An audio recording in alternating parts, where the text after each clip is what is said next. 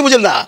উনি বাংলাদেশের মানুষকে রাজনীতি শিখাইয়া দিছে, রাজনীতিবিদদের রাজনীতি শিখাই দিছে। উনি এই যে কত বড় খেলোয়াড়, যেটা আমরা আগেও অনেকবার বলছি, উনি বিশ্বমানের খেলোয়াড়, উনি পাক্কা খেলোয়াড়, উনি খতরনাক খেলোয়াড়। আসলে কি তাই? আসলে কি উনি খুব বড় একজন খেলোয়াড়? প্রফেসর ডক্টর মোহাম্মদ ইউনূস এমন একটা গুগলি মারলো, এই বল না প্লেয়ার খেলতে পারে না ছাড়তে পারে। মানে গুগলি যখন মারে না কোনো ভালো বলার, তখন ব্যাটসম্যান খুব চিন্তায় পড়ে যায়, আমি কি বলটা ধরবো না বলটা ছেড়ে দেবো, ধরলে ক্যাচটা পড়বে আর ছেড়ে দিলে বলটা উঠে যাবো। এই যে একটা গুগলির খেলা, এই জন্য যারা ভালো গুগলি খেলে তাদেরকে সারা বিশ্বেই দাম দেওয়া হয়। প্রফেসর ডক্টর মোহাম্মদ ইউনূস সাহেব নাকি আজকে একটা এমন গুগলি খেলছেন যেটা মানলেও প্রবলেম, না মানলেও প্রবলেম। ডক্টর ইউনূস, জামাত, এনসিপির চমৎকার উদযাপন।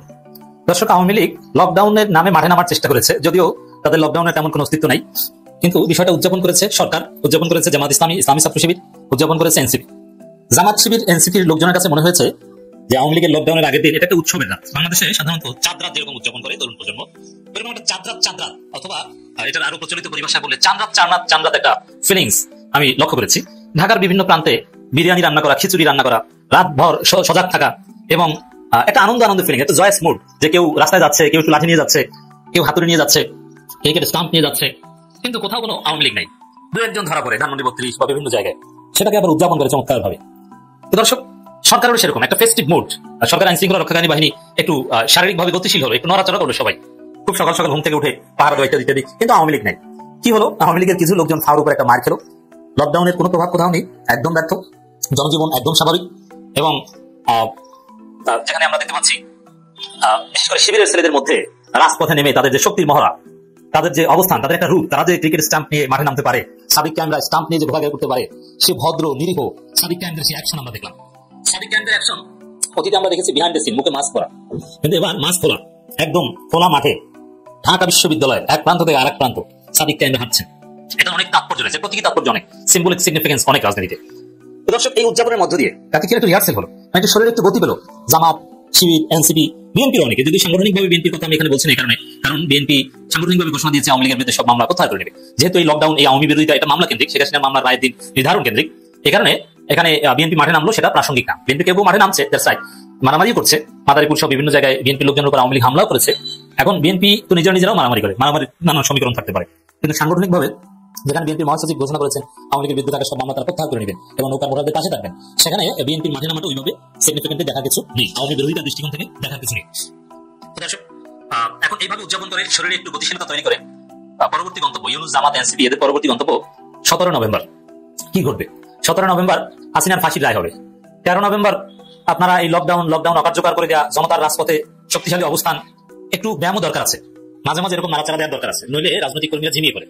সবসময় ইনডোর প্রোগ্রাম না, একটু লাঠিসোঁটা নিয়ে স্টাম্প বানিয়ে রেডি রাখা, আওয়ামী লীগ না পেলেও এই স্টাম্পগুলো ভবিষ্যতে কাজে লাগবে, এটা অতীব জরুরি ছিল। সেই জরুরি কাজটা সম্ভব হয়েছে আওয়ামী লীগের লকডাউনকে কেন্দ্র করে। এবং 13 তারিখ তো just semifinal, final match 17 November. 17 November কি ঘটবে? 17 নভেম্বরের আগে আওয়ামী লীগ একটা কঠিন ডলা খাবে। 13 তারিখ মোটামুটি ভালো ডলা খেয়েছে, এরা বোকা। এদের ফাইনাল ম্যাচের আগেই সেমিফাইনালেই আওয়ামী লীগ তাদের শক্তি ক্ষয় করে ফেলেছে মোটামুটি। যতটুকু ডলা খেয়েছে বা বাকি 4 দিনে যতটুকু ডলা খাবে, তাতে আসলে আওয়ামী লীগ 17 তারিখ কিছুই করতে পারবে না। আর আওয়ামী লীগ 17 তারিখ কিছু করতে গেলে মাইকটা যেন ভালোভাবে দেওয়া যায়, তার রিহার্সালটা ভালোভাবে 13 তারিখ জামাত, এনসিপি, ডক্টর ইউনূস সরকারের, পুলিশ, বিজিবি এরা ভালোভাবে সেরে নিল। তো 17 তারিখ কি হবে? 17 তারিখ শেখ হাসিনার রায় হবে, ফাঁসির রায় হবে। ফাঁসি ছাড়া বিকল্প কিছু নেই, আইনজীবীরা এটাই জানিয়েছেন। সর্বোচ্চ শাস্তি হ্যাঙ্গিং আনটিল ডেথ, এটাই হচ্ছে শেখ হাসিনা একমাত্র প্রাপ্য। শেখ হাসিনা যে অপরাধ করেছেন তাতে 1000 ফাঁসি দিলেও শেষ হয়। এখানে বিএনপি দুর্ভাগ্যক্রমে আউট হয়ে গেছে। এই যে উদ্যোগন, এখানে বিএনপি নাই, দুইটা কারণ। এক হচ্ছে দলীয়ভাবে বিএনপি ঘোষণা দিয়েছে আওয়ামী লীগের বিরুদ্ধে থাকা সব মামলা তারা প্রত্যাহার করে নেবে, এখানে শেখ হাসিনার বিরুদ্ধে মামলা টামলা এগুলো বিএনপি তো আদর্শিকভাবে শেখ হাসিনার বিরুদ্ধে মামলার বিরুদ্ধে, তো শেখ হাসিনার ফাঁসির রায় তারা তো এগুলো প্রত্যাহার করে নেবে, এটা তাদের ঘোষণা। তাতে বিএনপি এখানে রাজনৈতিকভাবে বেকায়দায় করেছে, যার ফলে আমরা কিন্তু এই উদযাপনের মধ্যে বিএনপিকে রাখতে পারিনি। এখন রাজপথে আপনারা দেখেছেন রাজু ভাস্কর্যে, ঢাকা বিশ্ববিদ্যালয়ের বিভিন্ন জায়গায় শিবিরের যে প্রোগ্রাম, জনতার যে প্রোগ্রাম, সেখানে শুধু আওয়ামী লীগকে বার্তা দেওয়া হয়নি, বিএনপির যে জুলাই বিরোধিতা, জুলাই সনদের বিরুদ্ধে বিএনপির যে রাজনীতি এবং গণভোটের বিরুদ্ধে বিএনপির যে রাজনীতি, তার বিরুদ্ধেও কিন্তু বার্তা দেওয়া হয়েছে। আপনারা ঠিক করেন, দেশের মানুষের দিকে তাকিয়ে আপনারা একটু নমনীয় হন, নির্বাচনী গণহত্যাগুলো বন্ধ করেন। আপনারা যে নোট অফ ডিসেন্ট দিয়েছেন এটা জনগণের স্বার্থে না, এটা আপনাদের দলের স্বার্থে দিয়েছেন। যদি একটু নমনীয় হয়ে যদি গণভোটটা আগে করা যায়, তাহলে আমরা আইন শৃঙ্খলা রক্ষাকারী বাহিনীর ফিটনেসটা টেস্ট হয়ে যেত, আমরা একটা আইনি ভিত্তি পেতাম জুলাই সনদে, আমাদের জন্য একটু সুবিধা হতো। আর যদি একটা ককটেলবাজি হচ্ছে, একটু মানুষের মনে ভীতি সৃষ্টি করা হচ্ছে, এটা দিয়ে আসলে লকডাউন হরতাল টরতাল এগুলো কিছু হবে না। এগুলো দিয়ে কি হবে? আমাদেরকে আবার আপনারা ওই ধানমন্ডি 32-এর মতো টুঙ্গিপাড়ার দিকে নিয়ে যাবে। আমরা যাইতে পারি, এখনো পারি। আমরা তো 75-এর মতো শেখ মুজিবুরকে যেভাবে হত্যা করা হয়েছিল, শেখ হাসিনাকে হত্যা করে ফেলি না, শেখ হাসিনা নিজে ইচ্ছে পালায় চলে গেছে। আমরা পারি, আপনাদেরকে তাড়াই দিতে পারি, আমরা টুঙ্গিপাড়া এখনো যাইতে পারি,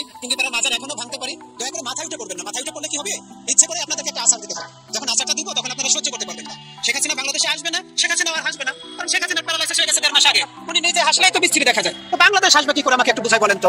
আওয়ামী লীগের যারা আছেন, যারা মানুষকে উস্কানি দিয়ে দেশের মানুষকে হত্যা করার জন্য, দেশের ভিতর অপ্রীতিকর ঘটনা ঘটানোর জন্য চেষ্টা করতেছেন, একটু সাবধান হয়ে যান। 15 তারিখের পর থেকে রাজনীতিবিদরা চাচ্ছে যে আপনারা একটা ভোট দেন, যেটা একটা ভোটের হিসাব আছে। আপনারা ভোট দিয়ে যখনই বেরোবেন আপনাদের পিঠে চামড়া আমরা তুলে নিই। যে যখন জুলাই বিপ্লবটা হয় তখন কিন্তু সংবিধানটা রহিত হয়ে গেছে, সংবিধানের কোনো কার্যক্রম কিন্তু আর চলমান নাই। এখন কি করতে হবে, জনগণের ম্যান্ডেটটা নিয়ে জানতে হবে যে আগামী নির্বাচন হবে কিনা, জুলাই সনদটা হবে কিনা, এটা জনগণের ম্যান্ডেটের উপর নির্ভর করবে। যদি দেখেন জামাত ইসলামের যে আমির উনি সরাসরি বলেই দিয়েছে যদি আপনারা গণভোট না চান আপনাদের জন্য 26 সালে জাতীয় নির্বাচন নাই। এখন গণভোটটা না হয়ে যদি আমাদের জুলাই সনদের আইনি ভিত্তি না থাকে, আমাদের গলায় তো ফাঁসির দড়ি ঝুলে আছে। এটাও আমাদেরকে শেষ পর্যন্ত কি করবে যে বিপ্লবীদেরকে ফাঁসিতে ঝুলাবে, যেমন শেখ হাসিনা ক্ষমতায় থাকতে তার বাবার খুনিদেরকে বিদেশ থেকে ফাঁসিতে ঝুলাইছিল। এখন জামাত ইসলাম চাক, 8 দল চাক, অন্য কোনো দল চাক বা না চাক, বিপ্লবীদের উচিত হবে যে দলই চাচ্ছে জুলাই সনদের আইনি ভিত্তি একটা লেভেল প্লেইং ফিল্ড, সবাই এতে একাত্মতা প্রকাশ করে। আমি নিজে থাকবো, যমুনা ঘেরাও কর্মসূচিতে আমি নিজেও থাকবো, কারণ সরকার যদি ভালোভাবে না বুঝে, যেমন আমার কোনোভাবেই পছন্দ না স্বরাষ্ট্র উপদেষ্টাকে, না উনি চেয়ারটা ছাড়তেছে, না উনি কোমর সোজা করে দাঁড়াচ্ছে, না আইন শৃঙ্খলা রক্ষাকারী বাহিনীকে চালাইতে পারতেছে। উনি এত বড় বেশরম যে উনি বাথরুমেও যাবে না, বদনাটাও ছাড়বে না। ওনার উচিত হবে সামনে নির্বাচনকে কেন্দ্র করে যেন গণহত্যা না হয়, মানুষের উপর যেন কোনো রকম কোনো আঘাত না আসে সেটা চিন্তা করা। উনি চেয়ার ধরে বসে আছে, উনি কি বুঝেন স্বরাষ্ট্র মন্ত্রণালয়, আমাকে একটু বুঝাই বলেন তো। মানুষকে কেন মারতে হবে? আজকে বাসের ভিতর দেখলেন যে একজন মানুষ পুরাই মারা হয়েছে, উনি রাজনীতি বুঝেন, ওনাকে মেরে দেওয়া হয়েছে, অথচ স্বরাষ্ট্র উপদেষ্টা এটার জবাব দেওয়ার কোনো প্রয়োজনই মনে করতেছেন না। উনি হয়তো চেয়ারটা ছেড়ে দিক, না হলে উনি কোমর সোজা করে একটু শক্ত করে দাঁড়ান যেন সাধারণ মানুষের ক্ষতি না হয়। জুলাই সনদ তো দিতেই হবে, নির্বাচনের আগেই দিতে হবে এবং যে কোনো ভাবে দিতে হবে। ভাষাটা যদি সহজভাবে নিতে পারেন তো নিলেন, নাহলে এর থেকে শক্ত ভাষা আছে। বাসার লাঠি যদি একটু নরম মনে হয়, এর থেকে শক্ত লাঠি আছে। আপনাদের জুলাই সনদের আইনি ভিত্তি দিতে হবে, দিতে হবে, দিতে হবে, এটাই শেষ কথা। ওনারা যেহেতু একটা বাসে আগুন দেওয়ার সুযোগ করে দিয়েছেন, সামনে 17 তারিখ না, নির্বাচনের আগ পর্যন্ত আওয়ামী লীগের সাহস হবে না আমরা রাস্তায় থাকলে বিশৃঙ্খলা তৈরি করা। আপনারা লিখে নিয়ে যান, আজকের পর থেকে সাধারণ মানুষের উপর বিন্দু মাত্র হুমকি সৃষ্টি হবে, সাথে সাথে পিঠের চামড়া তুলে নিব। শেখ হাসিনার ফাঁসি হবে, শেখ হাসিনার যাবজ্জীবন হবে, ও তো এমনিতেই আমরা ধরে নিছি মারা গেছে। উনি যখন পালাই গেছে আমরা ধরেই নিছি মারা গেছে।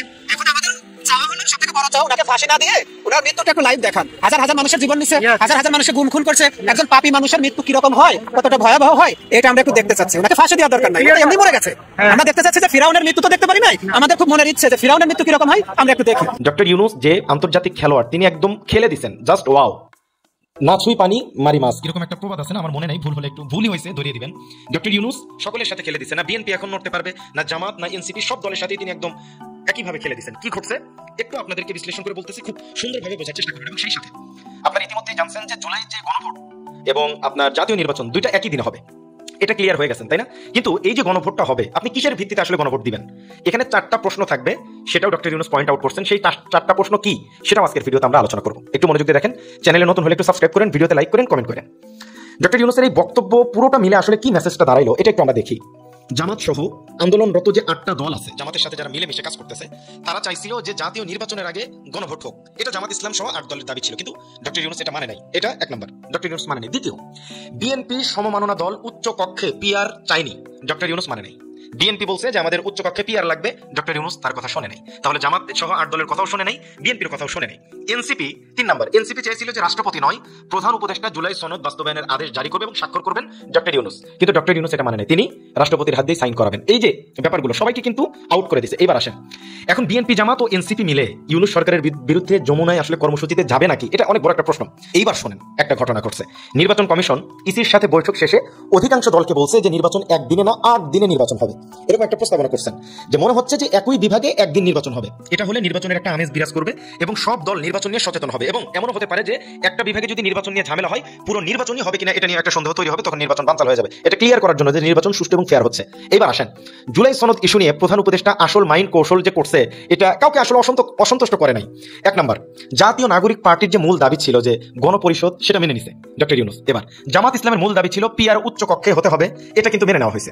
এনসিপির এটাও মানছে, জামাতের একটা মূল দাবি মানছে। বিএনপির একটা মূল দাবি ছিল একই দিনে গণভোট এবং উচ্চ কক্ষ এবং তত্ত্বাবধায়ক পদ্ধতি ছাড়া অন্য বিষয় নোট অফ ডিসেন্ট মেনে নেওয়া হবে, ডক্টর ইউনূস মানছে। বিএনপি বলছে যে যেদিন গণভোট হবে সেই দিনই নির্বাচন হবে, ডক্টর ইউনূস মানছে। জামাত বলছে যে জুলাই পিআর পদ্ধতিতে, উচ্চ কক্ষে পিআর পদ্ধতিতে নির্বাচন হবে, এটা মেনে নেওয়া হয়েছে। নাগরিক পার্টির মূল দাবি ছিল গণপরিষদ, সেটাও মেনে নেওয়া হয়েছে।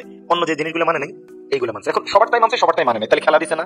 গণভোটে যে 4টা প্রশ্ন থাকবে, এটা নিয়ে একটু কথা বলি। প্রথম প্রশ্ন, নির্বাচনকালীন সময়ে তত্ত্বাবধায়ক সরকার, নির্বাচন কমিশন এবং অন্যান্য সাংবিধানিক প্রতিষ্ঠান জুলাই সনদে বর্ণিত প্রক্রিয়ার আলোকে গঠন করা হবে, এটা হবে হ্যাঁ না, আপনি এটা দিবেন 1 নম্বর।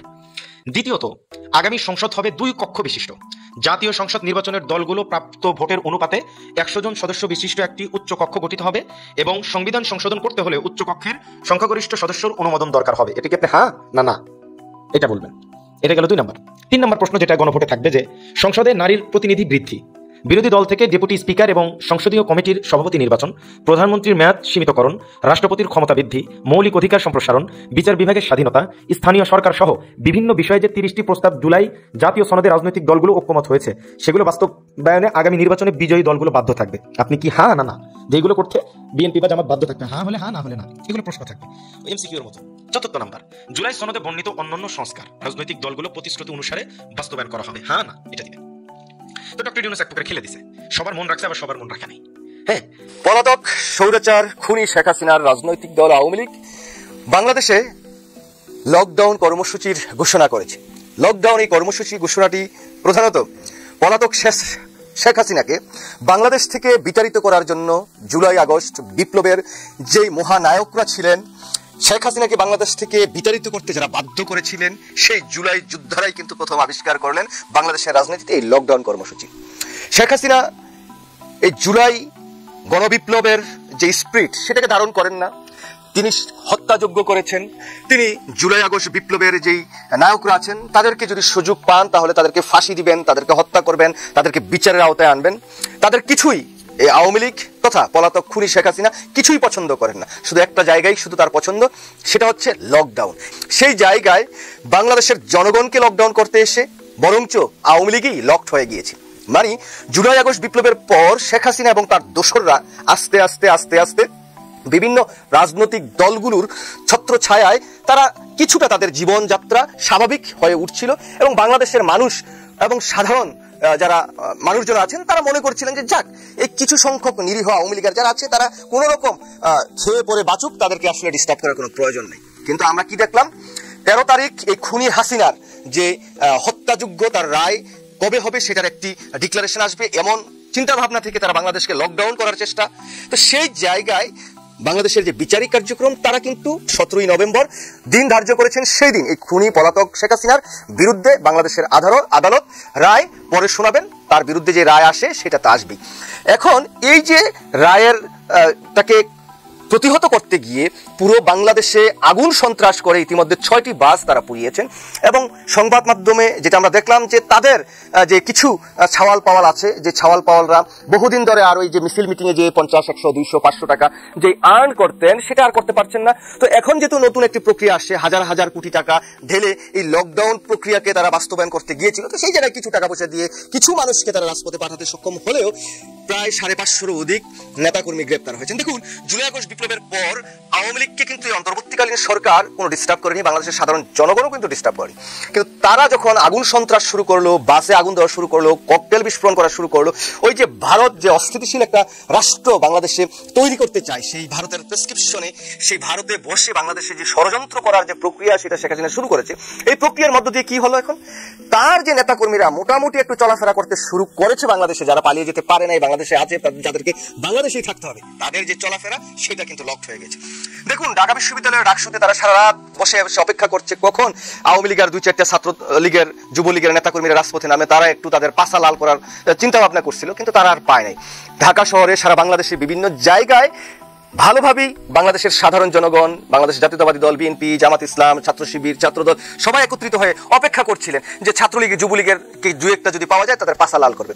কিন্তু তাদের দৌড়ের গতি যে এতই বেশি, ওই যে হোসেন বোল্ট টোল্ড আর কিছু আসলে নাই, এক থেকে দৌড়ায় আর চিল্লায় তারপরে পালায়। এখন আসলে ওই